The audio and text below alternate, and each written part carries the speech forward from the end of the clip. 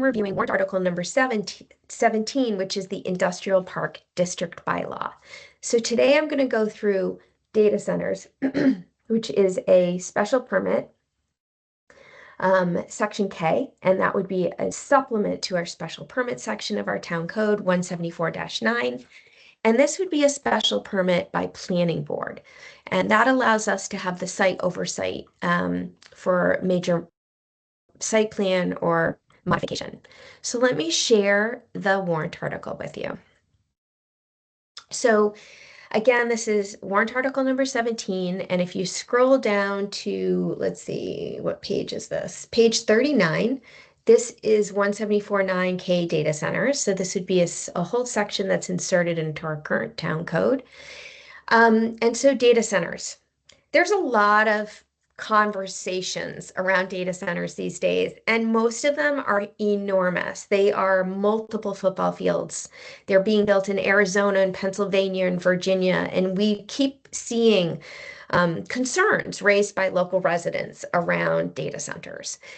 The challenge is that most of the towns that have had data centers put in is they did not have existing bylaws in place. There was no law or infrastructure that the town could point to say, but you have to do this.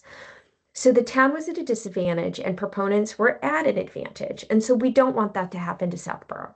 This is very proactive planning. It was well researched. I actually did the research myself, and I investigated all of the work that has been done in Arizona, Virginia, Pennsylvania. Those are primary places, Florida and California, that have data centers. And so what I ended up doing was leveraging white papers that were created by local planning boards, lessons learned, and incorporating those with what proponents are also seeking from data centers. So I've tried to combine them in the optimal way for protection for the town of Southborough. So first and foremost, this is for data centers that are not to exceed 50,000 square feet. It's not a huge footprint, but it's a decent sized footprint.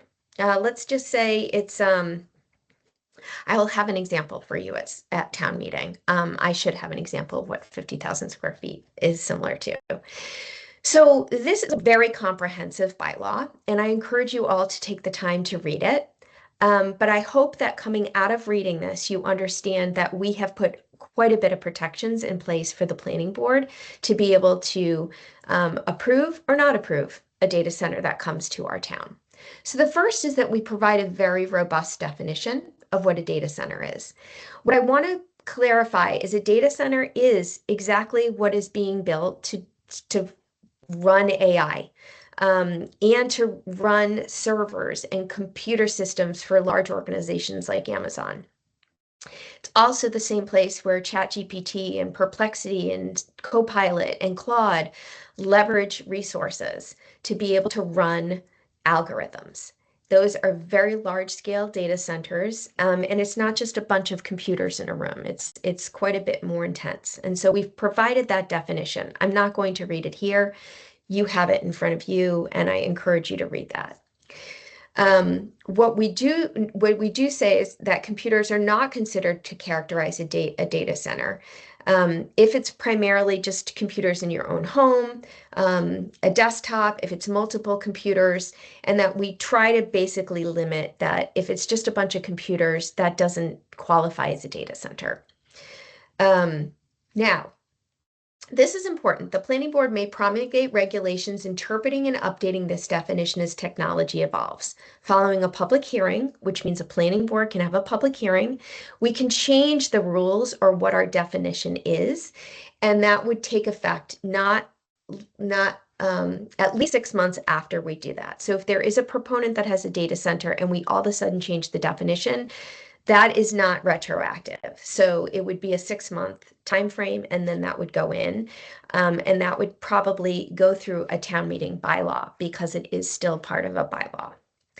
Visual screening and noise control. So we set a bunch of parameters in place around this data center.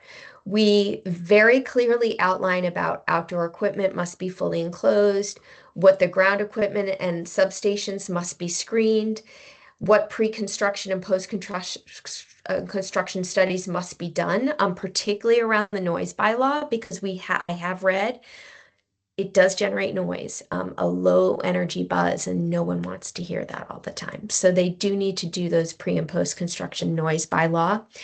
And sound mitigation measures must maintain noise at or below baseline levels. Sightings and setbacks.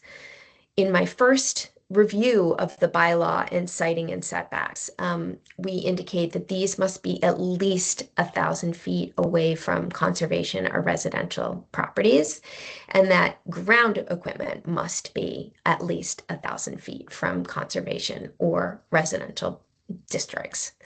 Public notification. So this is really important. This allows you to be empowered should a data center come to town.